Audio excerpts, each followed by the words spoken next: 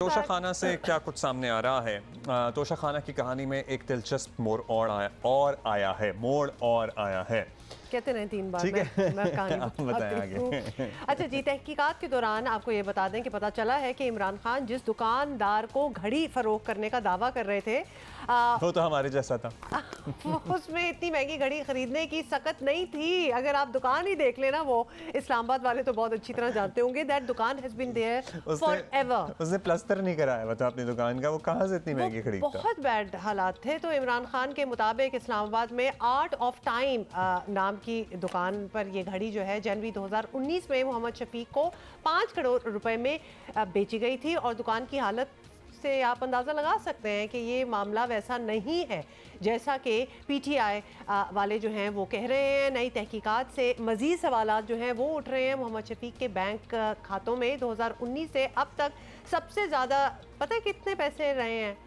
45 लाख रुपए। मतलब वहाँ करोड़ों की बात हो रही है, या दुकान की हालत से आपको पता चल जाएगा। 2018 से 2020 तक दुकानदार की खालिस खरीदारी तकरीबन 2 करोड़ की रही है, जबकि रसीद के मुताबिक घड़ी 5 करोड़ में बेची गई है। अगर मान लिया जाए कि घड़ी यहीं फरोख्त हुई है तो ख़रीदारी का रिकॉर्ड वगैरह कुछ तो होना चाहिए, या 7 करोड़, ये कुछ तो ट्रांजैक्शंस हों। खैर, द न्यूज़ के रिपोर्टर कासिम अब्बासी जो इस मामले में घुस के बैठे हुए हैं, हाँ जी, उनसे जानते हैं। साथी हैं हमारे कासिम। अब बताइएगा, अच्छा, एक सवाल ये भी तो है ना कि रिपोर्ट कह रही है इमरान खान की मुहैया करदा रसीद के मुताबिक जो है, जिन आपने जो रिपोर्ट फाइल की है उस घड़ी को जिन लोगों को ये घड़ी बेची गई है वो अपेरेंटली इसकी कुव्वत ख़रीद नहीं रखते।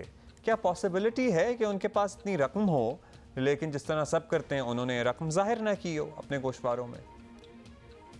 जिस वक्त इन्होंने इमरान खान साहब ने फ़रोख्त की थी घड़ी, उनके मुताबिक आर्ट ऑफ टाइम को, तब जो दुकान के मालिक थे वो मोहम्मद शफीक थे। और हमने सुना है उनसे भी जुल्फ़ी बुखारी ने भी प्रेस कॉन्फ्रेंसेस की हैं, और दीगर रहनुमा जो हैं पीटीआई के, उन्होंने भी प्रेस कॉन्फ्रेंस की हैं। और उन्होंने कहा है कि इन्होंने किसी शफीक नामी बंदे को दी थी जो पहले इस शॉप को ओन करता था। एजाज सैयद साहब थे, उन्होंने जो रिपोर्ट बनाई थी उस शॉप के ऊपर, जैसी वो शॉप जो उससे तासुर मिल रहा था उस शॉप के हालात देख के, बिल्कुल वैसा ही तासुर मिलता है जब आप शफीक के ये वेल्थ स्टेटमेंट जो है उनकी देखते हैं और उनकी इनकम स्टेटमेंट देखते हैं, और उसमें जो उनका बिजनेस कैपिटल है, आर्ट ऑफ टाइम की जो उन्होंने शॉप जो डिक्लेयर की है उसका जो वो सब कुछ शो कर रहे हैं, परचेज शो कर रहे हैं, सेल शो कर रहे हैं, उसमें तो उन्होंने इन 2018 से 2022 तक भी अगर हम देखें इन 5 सालों में, तो कुल जो उनकी फ़रोख्त है घड़ियों की और जो ख़रीदारी है वो टोटल जो है 20 लाख रुपए तक की है। बैंक स्टेटमेंट जो हैं शफीक साहब की वो भी रिपोर्ट हुई हैं, और उनमें भी कोई इस तरह की ट्रांजैक्शन नहीं नज़र आ रही। इस पूरे साल में 2019 से लेकर 2020 तक का निकाला था ना, उनके पास उनके बैंक में कभी इतनी ज़्यादा रकम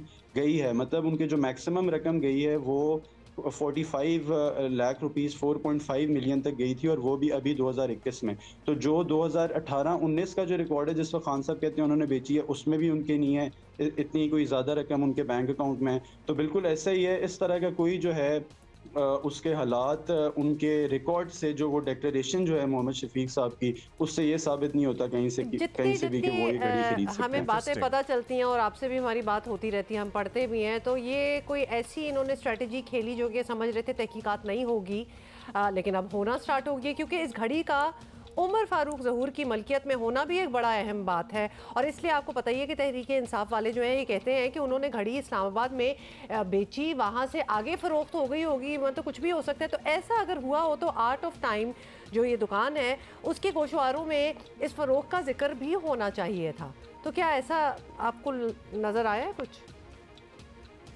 देखिए, बिल्कुल ऐसे है जैसा मैंने आपको अभी मेंशन किया है कि उनके जो उनकी अपनी जो डिक्लेरेशन थी उनके टैक्स रिकॉर्ड्स में, उनमें उन्होंने अपना ये जो बिज़नेस था सारा आर्ट ऑफ टाइम का, इसकी भी एक एक चीज़ जो है डिक्लेयर की हुई थी कि हर साल कितने फ़र्ज़ करें उनके स्टॉक्स थे, कितनी घड़ियाँ उनके पास थी, फिर कितनी उन्होंने घड़ियाँ ख़रीदी, कितनी घड़ियाँ उन्होंने बेची, कितना स्टॉक उन्होंने ख़रीदा, कितना स्टॉक उन्होंने सेल किया।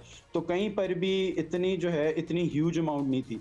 तो पूरे उनकी आप सालों की भी अगर निकालें तो जैसा मैंने आपको बताया कि उधर उन्होंने सिर्फ डिक्लेयर की हुई थी कि 20 लाख रुपए की उन्होंने 4 सालों में 5 सालों में जो है घड़ियों की फ़रोख्त की है।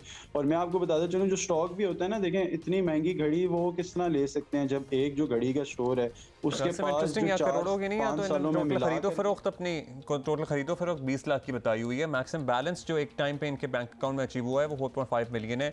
सो यहाँ कहाँ 5 और कहाँ 7 crore. Thank you Qasim for updating us and this seems clearly अच्छा, ये तोशाखाना रेफरेंस में समाज जो है इस वक्त एज वी स्पीक ये चल भी रही है, end of course you will be updated Jio news की तरफ से।